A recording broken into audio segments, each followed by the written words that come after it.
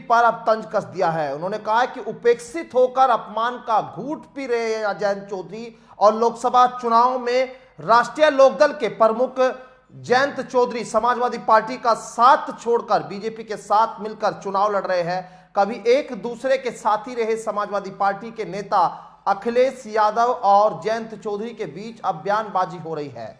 यहां अखिलेश यादव ने सहारनपुर की पीएम मोदी की रैली में जयंत चौधरी के शामिल नहीं होने पर तंज कसते हुए कहा कि उपेक्षित होकर अपमान का घूंट पी रहे हैं। उन्होंने जयंत चौधरी पर बिना नाम लिए अखिलेश यादव ने निशाना साधा है। जयंत चौधरी को पीएम मोदी की सहारनपुर रैली में शामिल होना था, उनका ऐलान भी हो गया था, लेकिन जयंत मंच पर नहीं दिखे। अखिलेश यादव ने लिखा, पश्चिम उत्तर प्रदेश में जिस प्रकार भाजपा की घोषित संयुक्त रैली में उनके साथ गए दल भी अपनी जगह नहीं बना पा रहे हैं और उपेक्षित होकर अपमान का घूंट पीकर रह जा रहे हैं। लिखा, यहां तक कि अपने प्रत्याशी के समर्थन में भी रैली तक वो हिस्सा नहीं ले रहे हैं। इससे साफ जाहिर होता है कि भाजपा का गठबंधन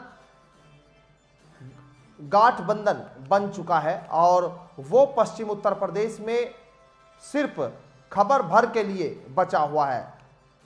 कहा उन्होंने कि सच में नहीं, भाजपा पश्चिम उत्तर प्रदेश में हार मान चुकी है।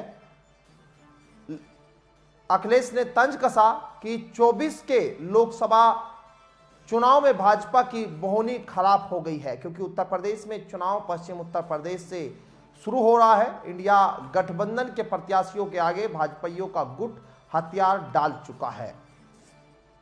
अब अखिलेश यादव का ये तंज, यहां सोशल मीडिया पर इसको लेकर तरह तरह की टिप्पणियां भी हो रही है। कई दिनों से ये चर्चाएं चल रही है कि जयंत चौधरी अंदर खाने कहीं भाजपा गठबंधन से नाराज है, लेकिन अभी हाल में अगर देखें तो विपक्ष इस पर तमाम आरोप लगा रहा है। लेकिन जयंत चौधरी के पश्चिम उत्तर प्रदेश में 9 अप्रैल से कार्यक्रम लगातार लगे हुए हैं पहले फेज को लेकर, जिसमें शामली भी है और कैराना लोकसभा सीट पर उनका फोकस, बिजनौर पर, बागपत में और मुजफ्फरनगर लोकसभा सीट पर फोकस, जिसमें से 2 सीटें यहां बीजेपी के प्रत्याशी लड़ रहे हैं, लेकिन यहां कुछ 2 जो सीटें हैं उनमें उनके प्रत्याशी राष्ट्रीय लोकदल के प्रत्याशी। अब ऐसे में यहां लेकिन जो सहारनपुर में पीएम मोदी के साथ उनकी जनसभा होनी थी, उसके ना पहुंचने पर उसको लेकर यहां पर अब विपक्ष हमलावर है और आरोप लगा रहा है कि गठबंधन में गांठ पड़ी है।